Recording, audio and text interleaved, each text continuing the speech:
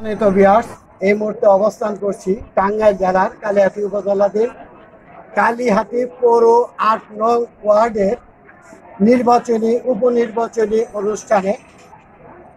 সম্প্রতি এখানকার কাউন্সিলর সাইদুরের মৃত্যুতে এই উপনির্বাচনের জন্য পদটি শূন্য হয়।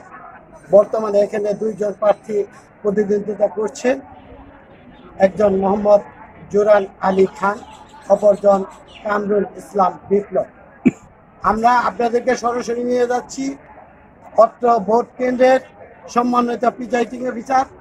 আপনার কাছে সবিনয় অনুরোধ করছি যে আজকের নির্বাচনী কত % কাস্টিং হয়েছে এবং আপনার নাম পরিচয় সহ সার্বিক পরিস্থিতি সংক্ষেপে মাত্র 1 মিনিটে শেষ করার জন্য সবিনয় অনুরোধ করছি। আসসালামু আলাইকুম, আমি মোহাম্মদ কাইসুল হাসান, উপজেলা আইসিটি অফিসার।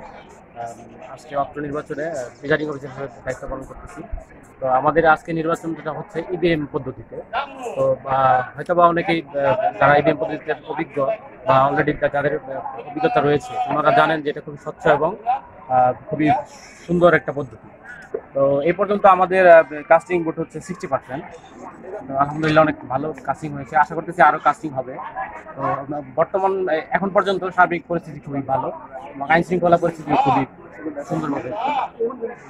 পৌর উপনির্বাচনে ৮ নং ওয়ার্ডের নবনির্বাচিত প্রার্থী কামরুল ইসলাম বিপ্লব ভাইয়ের কাছে সবিনয় জানতে যাচ্ছি সংক্ষেপে এই মুহূর্তে আপনার অনুমতি এবং জনগণের উদ্দেশ্যে একটি কথা বলার জন্য।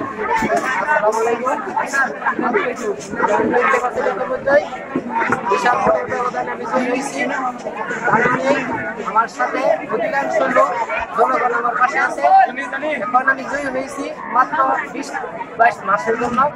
আমি 20 মাস জনগণকে সাথে নিয়ে যে কোনো উন্নয়নমূলক কাজ, মাদক নিয়ন্ত্রণ, পরিবেশ সুন্দর রাখার চেষ্টা করব, এই বলেই শেষ করছি।